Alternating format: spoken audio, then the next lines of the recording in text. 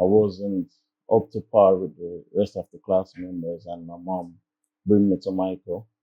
And from there, I do an assessment and they diagnose me with intellectual disability.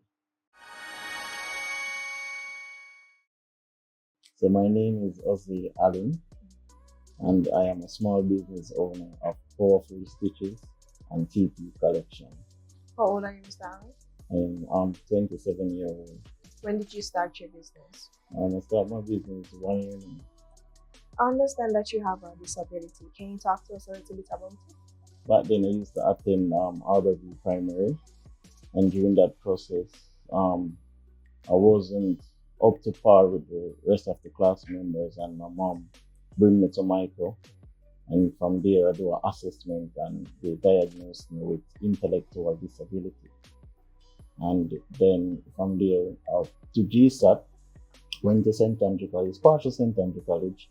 And from there, I was in the class, wasn't keeping up with the class. So my mom again find a school for me, which is Carberry Court Special School for persons with special needs.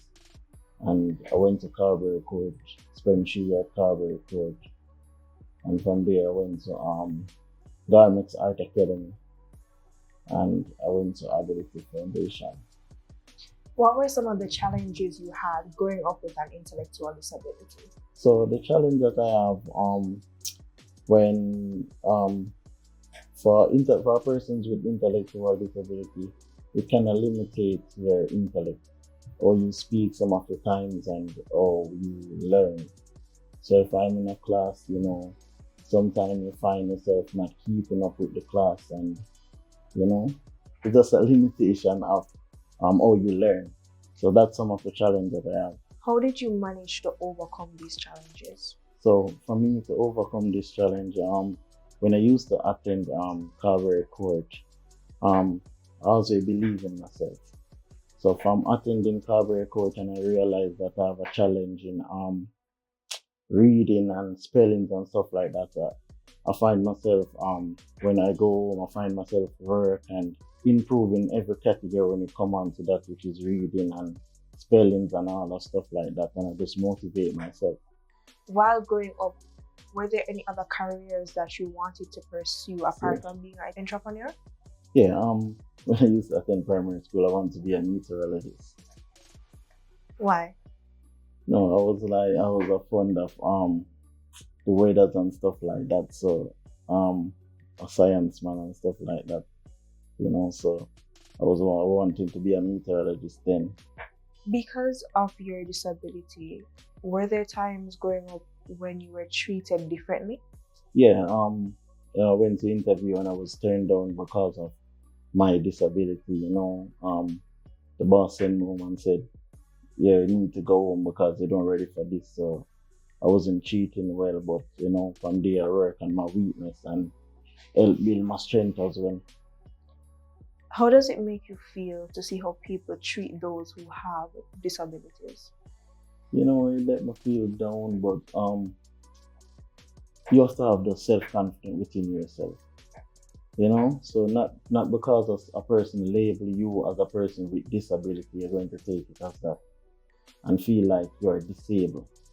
Because if you look at me now and you said, this guy is disabled, I don't have a physical disability, I have an intellectual disability. And when I speak potent, so you're not going to even realize that I have an intellectual disability. And a lot of persons don't even know what intellectual disability means. For those who don't know, could you explain it to them? Intellectual disability is a limitation in your ability of how you learn. To simplify it. Talk to me about the inspiration behind your business. What motivated you to start it?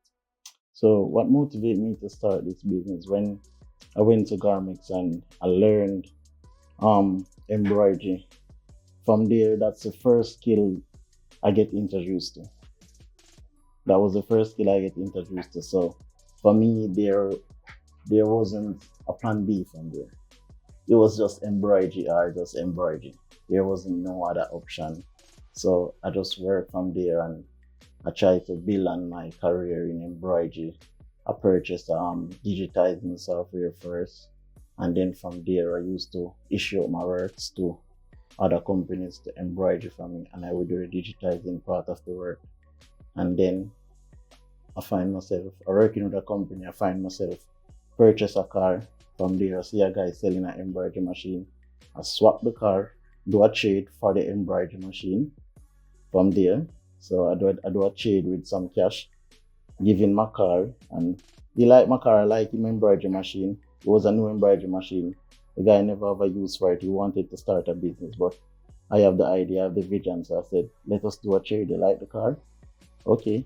I give him my car with some cash, and I take the embroidery machine, clear it from the wharf, and then from there I start my business. What kind of car was it, and what was the value of the car at the time?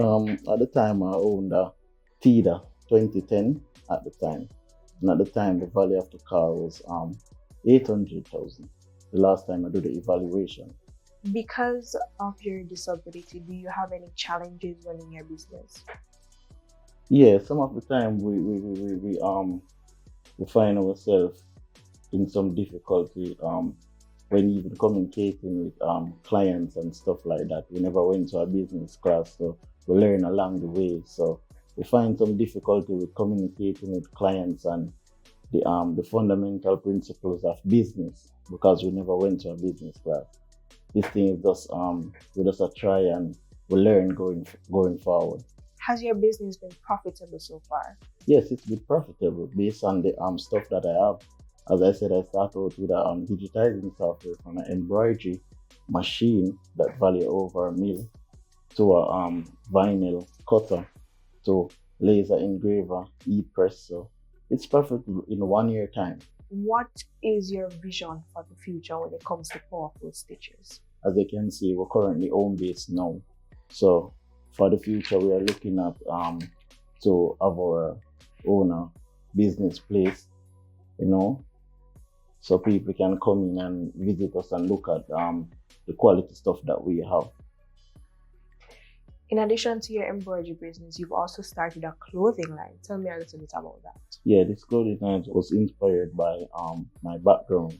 So back then when I used to attend school, my friend usually said, yo, young man, you are a leader, you are powerful. So they usually call me the powerful boss. So from there, I created a team that named Team Powerful. So I just use it for my clothing brand.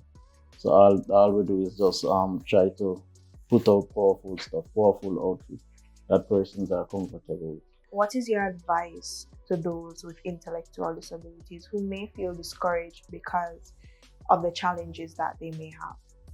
So for persons with disability overall, for persons with disability, my advice to you is that try to motivate yourself. First, believe in God. Everything that I have accomplished so far, God is the means of it. So try to believe in God and believe in yourself. Pursue your passion. Find something that you love. Find your purpose. Find something that you love and work on it. And use your strength to overpower your weakness. That's what I do. I use my strength every day to overpower my weakness. I already know my weakness, and I know my strength. So I use my strength to overpower my weakness. So no one can use my weakness against me. Do you do any work with other persons who are intellectually disabled? So what I'm currently doing now, with the school that I used to attend, I'm trying to organize a training for the students as well. So that's in the process. So this machine here is movable, so we're trying to bring it up by the school, and like 2 to 3 days of we try to train, because I'm doing that now. I go around and I train persons who purchase the embroidery machine and don't really understand how to use it. So I'm that flexible. I do I'm digitizing for a lot of companies. Just before I come, a company called me from Trinidad want me to be the digitizer. So we are trying to just get the work done and do the stuff that we can.